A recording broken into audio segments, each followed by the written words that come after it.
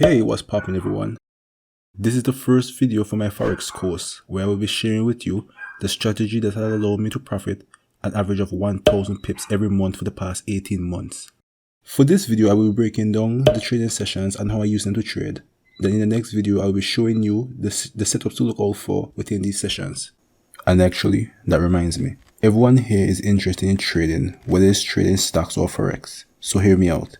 If you're looking to start trading or already trading with little to no success, you should remember to trade with a regulated broker. They are bound by the law to offer complete transparency, so you know what's happening to your money. They also give risk warnings and fraud protection.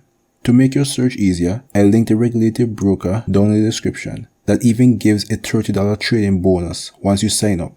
It will be the first link in the description. The Forex market can simply be broken down into 4 main trading sessions: the Sydney session, Tokyo session, London session, and New York session. For this strategy, we'll be only focusing on Tokyo, London, and New York sessions. Overlooking the overlap of these sessions, Tokyo or the Asian session begins at 8 p.m. and ends at 2 a.m. The London session starts at 2 a.m. and ends at 7 a.m. Finally, the New York session begins at 8 a.m. and ends at 12 p.m. For this strategy to be effective, trades should only be taken in the London and New York session.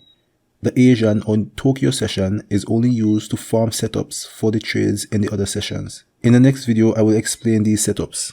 The reason for taking trades in these sessions has to do with the increased volatility, allowing for smoother trades, avoiding uncertainty within the market. If a trade was taken within these sessions and has not hit the take profit or the stop loss, you should allow the trade to run even after the close of the New York session to prevent any inconsistencies when trading. And that brings us to the end. But before viewing the next video, I want you to open any currency pair and draw a box around the 3 trading sessions shown in this video for practice. See you in part 2.